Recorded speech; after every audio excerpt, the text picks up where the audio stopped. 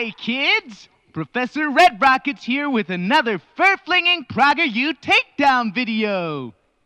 Now, some of you will remember my last PragerU response where I examined L. Brent Bozell III's childlike fixation with TV commercials. Today I'll be examining former Cucky Restaurant CEO Andy Pussner's childlike fixation with wage theft. Wow! Isn't that exciting? All labor has dignity. And the way that we give labor dignity is by paying people the respect and the value that they are worth at minimum. Progressive politicians love to talk about raising the minimum wage. It makes them sound caring, compassionate, concerned. Our extensive research into human emotions confirmed this. The current call is for a national $15 an hour minimum wage, more than double the current federal rate of $7.25. Right, but if you adjust for inflation, then the current minimum wage is actually considerably lower than it's been historically. In fact, the wage hasn't been keeping up with inflation for decades.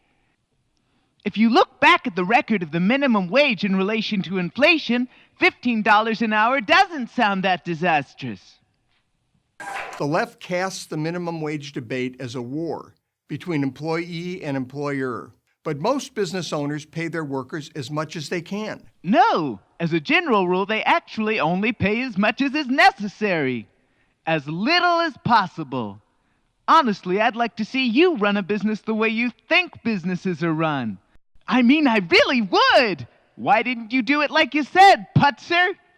You fucking jackass! Just a $10 minimum wage would cost 500,000 jobs. Yet adjusted for inflation, we've actually had equivalent minimum wages in the past.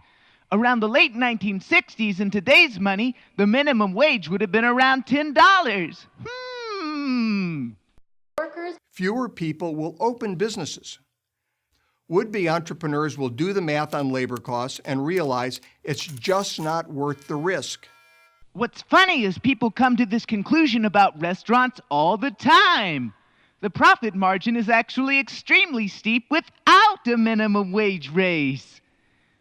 There's an elephant in the room that nobody's fucking talking about.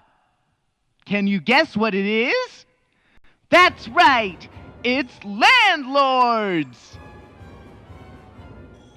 Even in places with shit-tier minimum wage, restaurants are still expensive as fuck to run because the owners have to pay massive sums to people who contribute literally nothing before they can even pay the people who actually work there.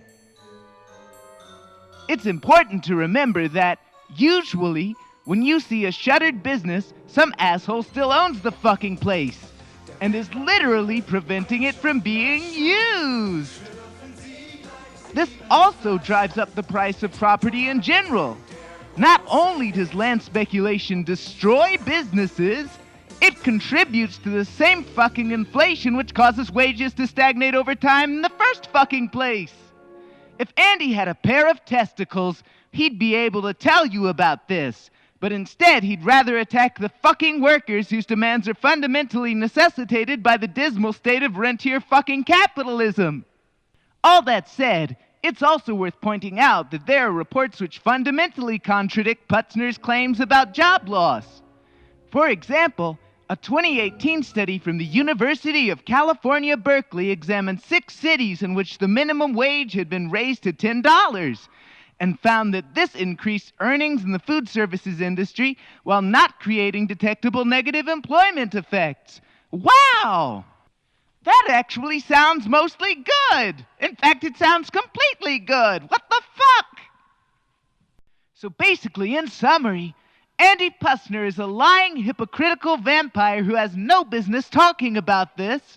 Landlords are causing inflation and killing businesses, and raising the minimum wage to $15 an hour would probably be beneficial. And even if for some reason it wasn't, the current levels of inflation mean that workers have a very good reason to argue for it. This has been a Professor Redrockets production. Woof, woof, woof. What the fuck ever, PhD? Goodbye.